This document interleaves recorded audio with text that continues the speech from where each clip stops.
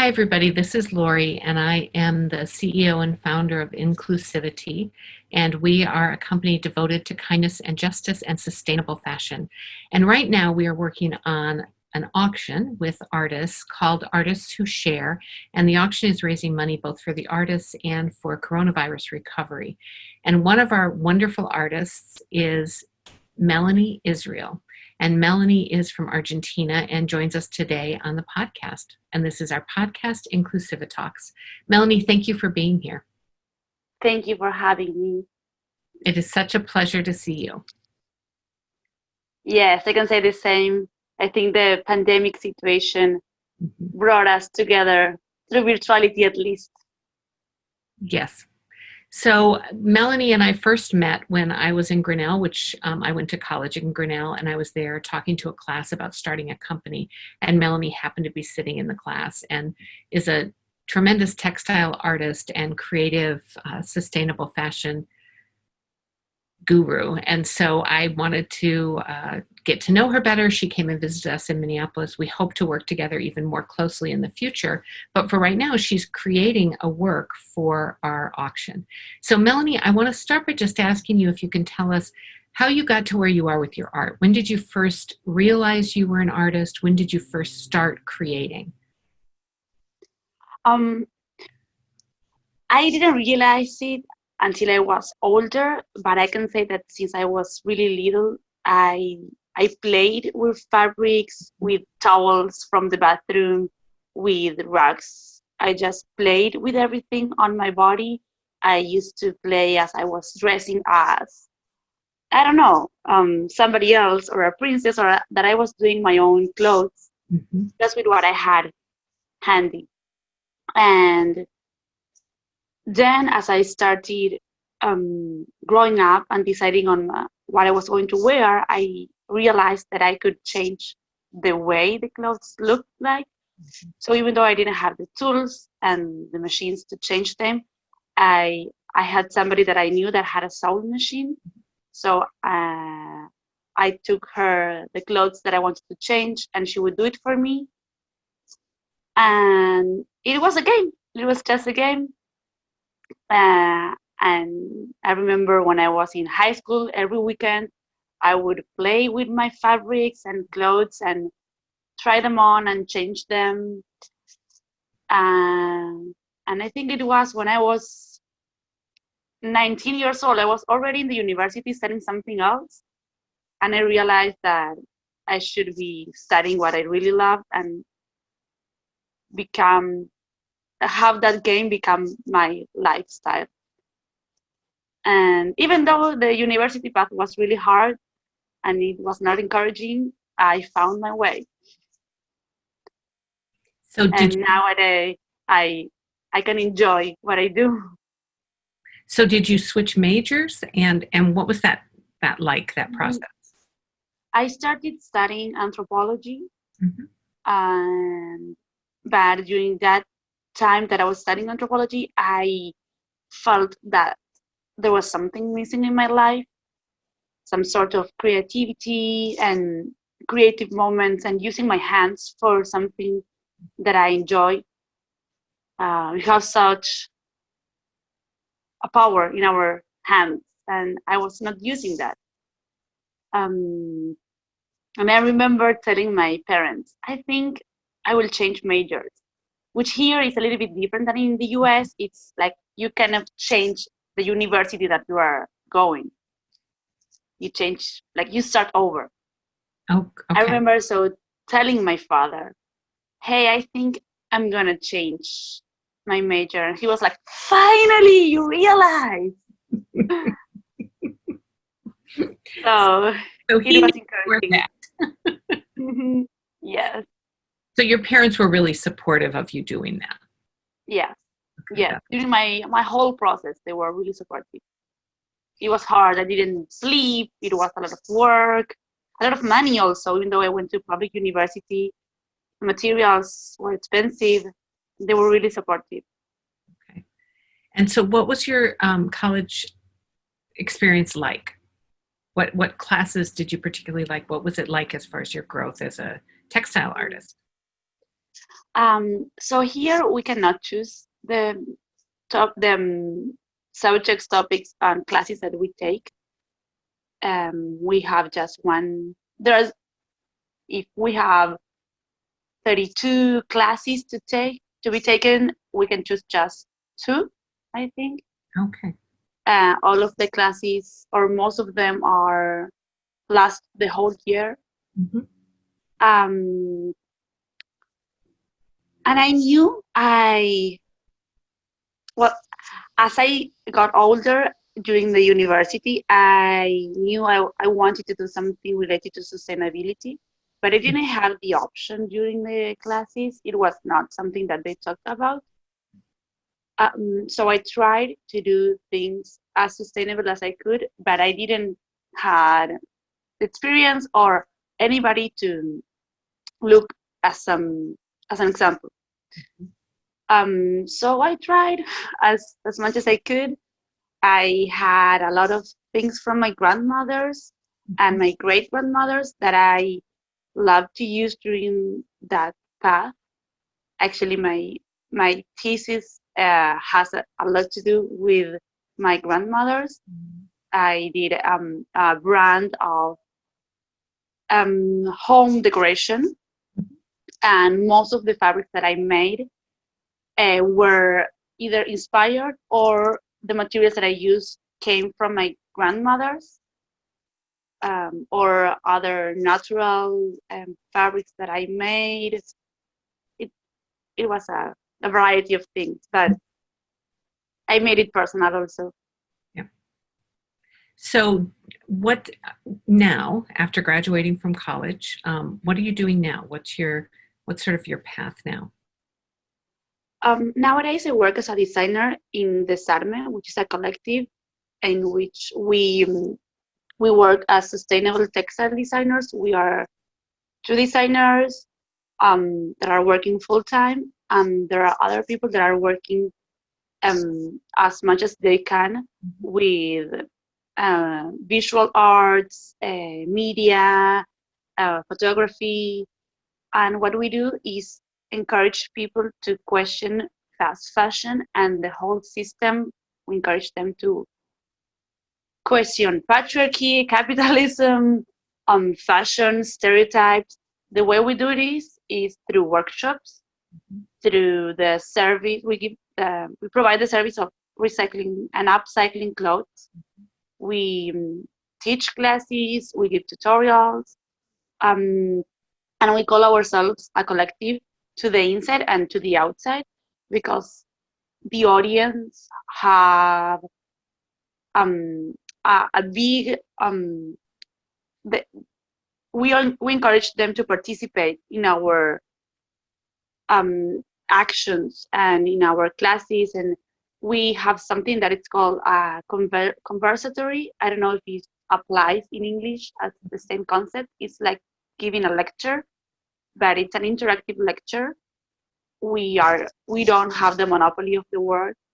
We just give questions and provide a safe environment for the audience to think, discuss, and explore ways to think about what is obvious, what is out there, but you haven't questioned. For example, your clothes. Where do your clothes come from? Who made them? Under which conditions? What is how do you obtain cotton or polyester? What is actually a sustainable fabric? So we give a lot of questions, and there's never just one correct answer.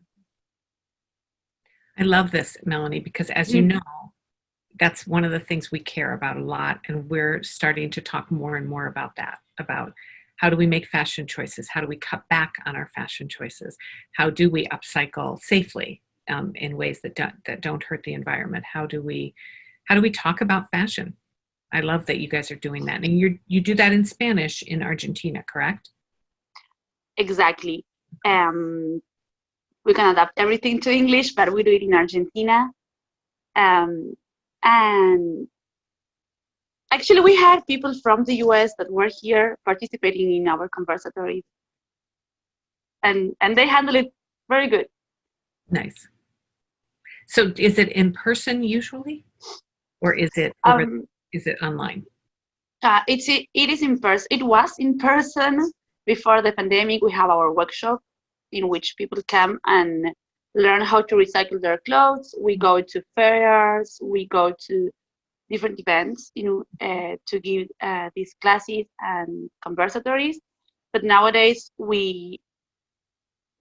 as everybody, we are online. We are giving these conversatories, classes, and tutorials through Instagram, through our Instagram and through YouTube, and also through Zoom, some classes. Yeah, as everybody, we adapted.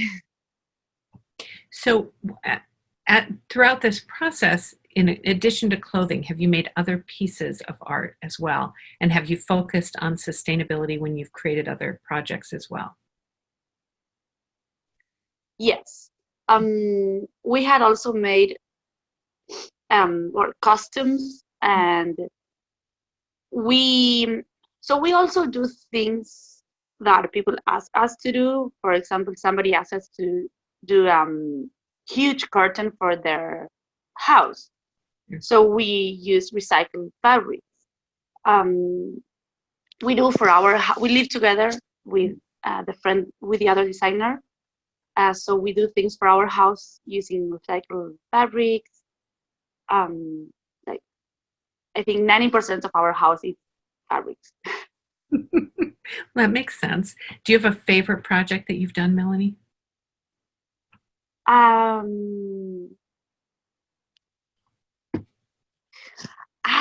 I can't think about one. We do so many things in one day that our days are like 20 hours being active. Um, I don't know. Lately, this past month, we we taught in a school which was new, in a high school. So I think that project was really interesting for us because before that we didn't have such a young audience as a whole. It was always diverse. And so I know you asked me about a textile project, but I think this one was the one that the newest, and it surprised us, the results, because the kids were really involved. Yeah. Oh, that's terrific. And my daughter actually taught her first college class this year, and she said the kids who took her class, which was all about equity and prejudice, and it was online, and she said the people who took it were so engaged that she feels more hopeful, even in spite of what's going on right now.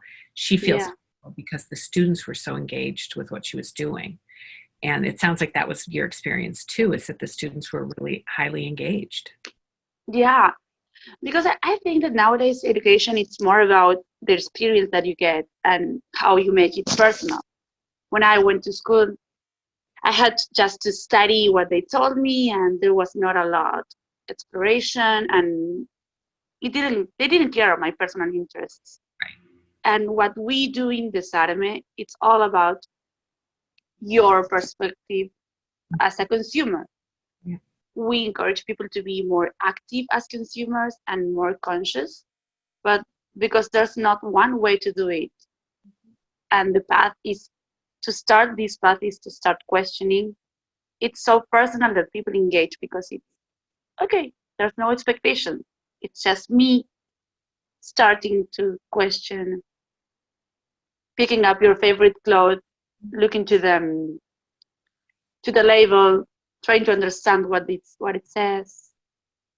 So, Melanie, if you could give us, let's say that I came in and I said, I know nothing about any of this. This is brand new to me. I'm just stepping in the door of even thinking about fashion. What would be 2 tips that you'd say right off the bat? Here are 2 things you can do right now that will make a difference. Here are 2 things that you can start to notice. What advice would you give for that? The first one would be a list of questions before buying something new. I would, if you really want something, to buy something, I would first of all think, who made these clothes? under which conditions, what is it made of, and do I really need this cloth? Really? Do I need it, or do I have something really similar? I think questioning before doing anything, it's really important. Because I don't want to defeat fast fashion. No, it's never gonna stop. But if we are in control of our actions, it's gonna make a difference. Melanie, if I wanted to get information about where my clothing was made and who made it and what the conditions were, how do I, as a consumer, how do I do that? So any clothes should have a label in the inside, in the sewing line from the lateral. In the inside of the clothes, it should have a label which says the way that you should wash it and clean it and dry it. It should have the country where it was made, the name of the fabric, that the industry that sew it also, or that sells it. In Argentina, it also has the numeric information of the brand also. And once you start looking at these labels, you will see that maybe it was made in China, the industry is settled in the US, but it's being sold in Ecuador. So that's when you, as a consumer, start realizing how big this, like the path of making one piece of clothes is so big. It can go through the whole world, actually.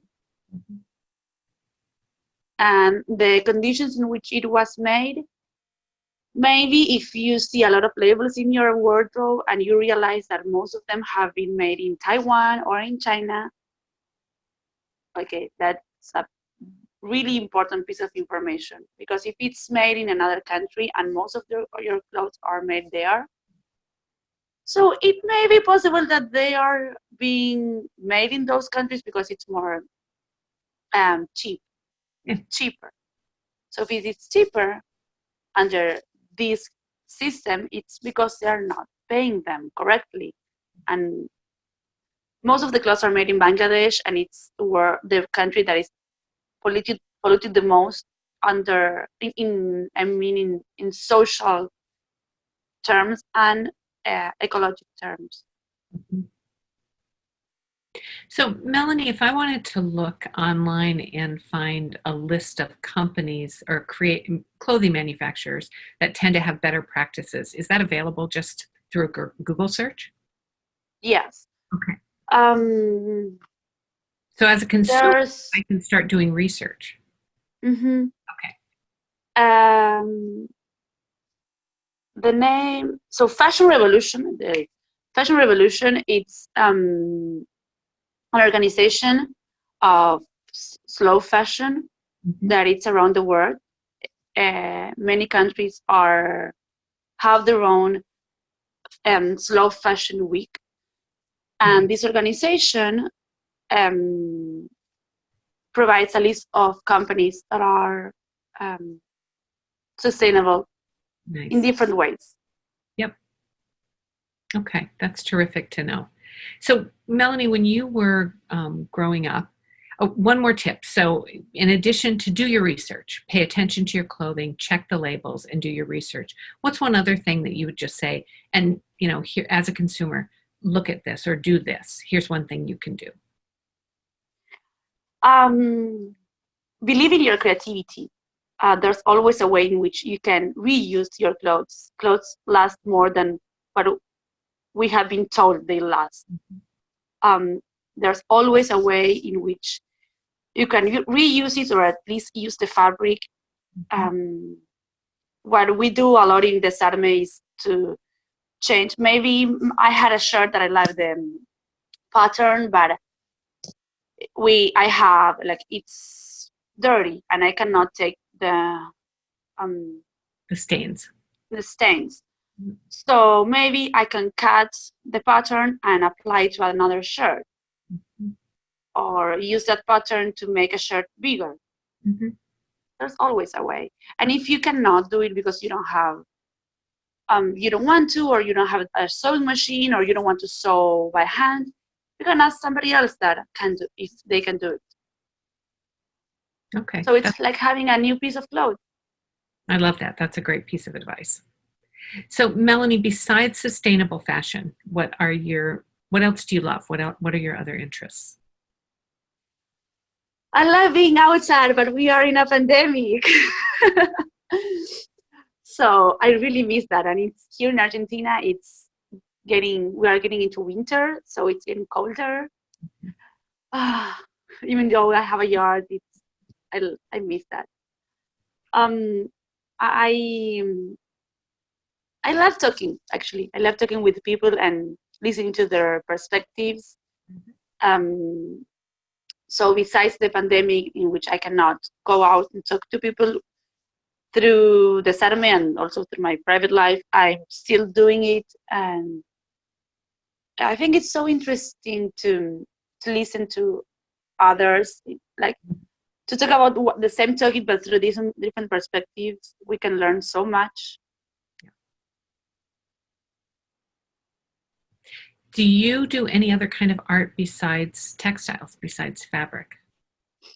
Yes, I dance. I love dancing. You do what? Dance. Oh, dance. Okay. I thought you said Hmm. dance, so I just misunderstood. You dance. I know that because I've seen you dance. it's it's such a releasing practice.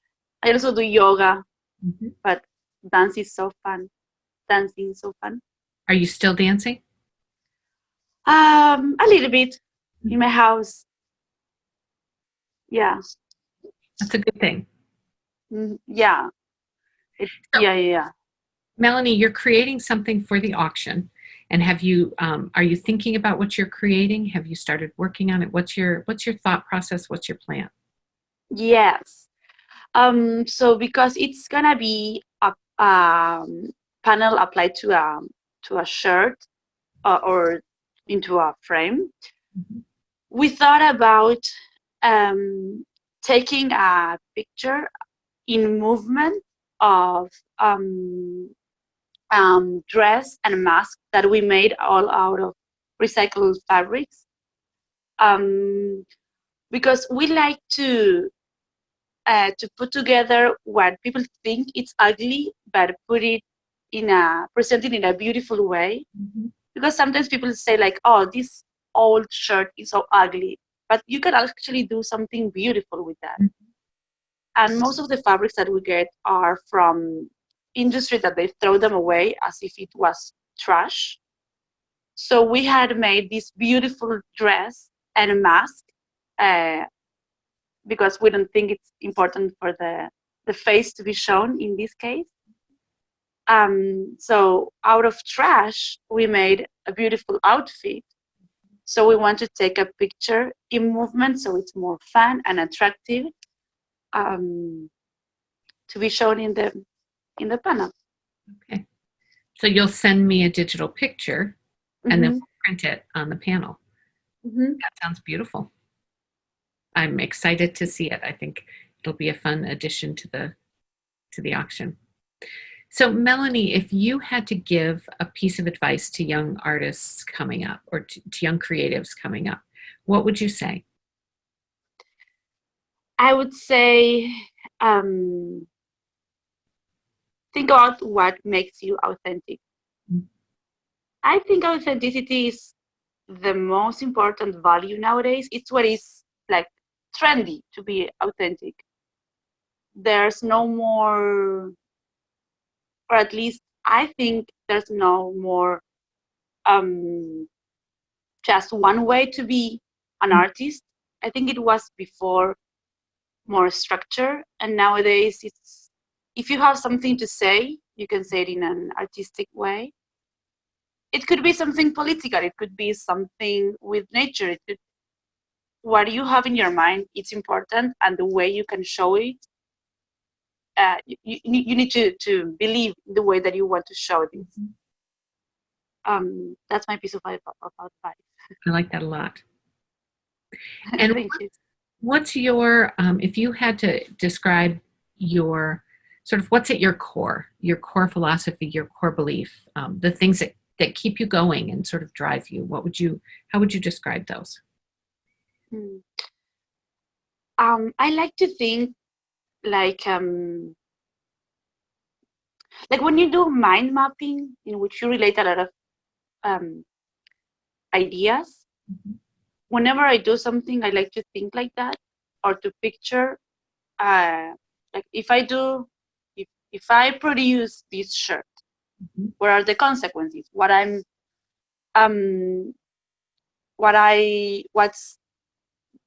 something? Am I recycling something? Am I saving energy? Am I providing something new to the world? Because I don't think in a straight line.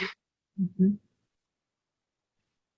think we've talked about that both of us kind of think in almost a spider web, that there are so many different things going on at once, and it can be a challenging way to think, but it's also an exciting and fun way to think. So for you, it sounds like your life philosophy is look at all the angles and try to see everything that's going on. Yeah. Okay. Thank you for making that clear. Well, I hope that's accurate. If it's not, you absolutely. Yes, it is. It is like that, and that's also the reason why I like to work with people and do group work, because it's richer. Yeah, that collaboration is huge. It's really important. So, Melanie, if you were going to tell us a story about your life, and just any story, that it doesn't have to have a lesson, it can, but it doesn't have to, just a story that you feel is yours. So if you look back at your life and you pick out a story that's yours, can you tell us a story? Yeah. I'm going to tell a story in which I decided to go back to the Sarme. Because the Sarme started in December 2017, and I was there from February 2018 until August 2018, and then I left. I was in Argentina, and I left the country for a year, and I didn't know what I was going to do. I was working actually in the US, where I met you, and in July 2019, I was working in Vermont. I was working in a college. I was in the middle of nowhere, and I went to for a walk, and I was thinking what I want to do with my life. And I was like actually talking to a cow, I think, because we had cows there in Vermont. And I realized that I wanted to come back to Argentina and put all my energy in sustainable fashion and to grow as an artist and a designer. So I just called my friend and told her, like, hey, I'm going back to Argentina, and I'm fully dedicate myself to the Sarme, and we will make this huge, and we will succeed. And when my job was over, I came back and we started living together, and it grew up more than we expected. That's the story that I will share. That's a good story, and I like that you were talking to a cow. Cows are very wise, so very good advice there.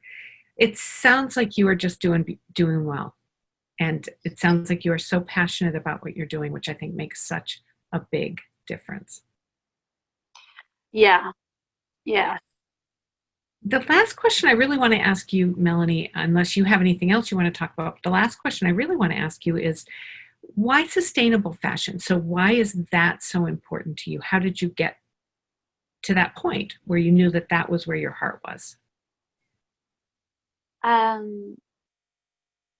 think that during my whole life, I always had this question of why are we producing so many things, or why are we for example, eating things that are not good for our body. So since I was little, I was always trying to think or do the alternative ways. And while I was in college, um, I didn't know how to do it, but I was always pissed off the fact that I had to print so many um, um, things in general and to buy so many fabric. I was taught that the way to do it was in that way. So I realized that there must be a way of doing things differently. Mm-hmm. And because I was studying textile design, I started thinking, okay, how can I do this in a way that doesn't create so much damage to the world and to people? Yeah.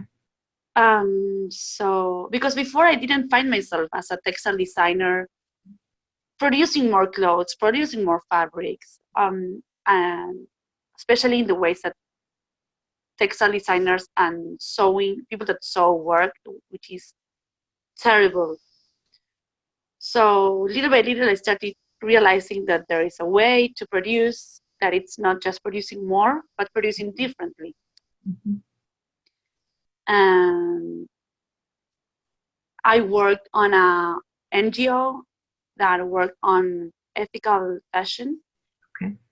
And it was not what I expected, but it gave me the tools and the security to realize that there is a way to do things differently. So I just then started looking for my own path and way to produce. Mm-hmm. So it sounds like for you, fashion was always something you loved, that creating looks from towels before you had anything else. So that's always, you've been a designer your whole life. But for you, realizing that there was a way to be a designer and protect the earth was the key to finding your path. Because for you, it had to be both. They had to go together. That's what I was saying before, the web netting. Is that the word? Web netting? No. Um, The net in which you think about all the things at the same time. Yeah. So yes, the mapping. I would call it almost idea mapping, or I personally think of it as spiderweb, but I know exactly what you mean. Spiderweb. That's what it said. Spiderweb. Because we don't live in a world in which we don't live in an island. There's anything that can be thought as a thing by itself. Yeah. I like that a lot. Very creative. So Melanie, anything else you want to talk with us about while you're here? I will say that I'm really excited about the auction and about the fact that there are so many people involved in this, and that it's again that we have artists, designers, a lot of creative people working for equality and kindness. And because it's so interdisciplinary, I think everybody will learn something from this experience. Yeah, and I feel the same way, Melanie, and I'm so happy that you're here, because as I think I've mentioned to you, we have artists from 6 different countries represented, and from every ethnic group that we can think of, and it's a very exciting time, and it's a really exciting auction, and I'm so glad you're a part of it. And we can't wait to see what you do, because I think it will be something really interesting and completely unique, which I love. So thank you. Thank you for having us. Well, it's such a pleasure, and thank you for being here. And I'm looking forward to the time where we collaborate even more. But we can't wait to see the auction item, and thank you for being on the show. Thank you, and it was a pleasure to talk to you. And to everyone else, thanks for being here. And this was Melanie Izrael from Argentina, and the collective is Desarme. Is that right? Mm-hmm. Desarme Collective. Desarme Collective, which is on Instagram and also Facebook as well. Yes, and YouTube. And YouTube, and it's DESARME. Is that right, Melanie? Dot COLECTIVO. All right, perfect. Thank you so much, Melanie. Bye, everybody. Thank you.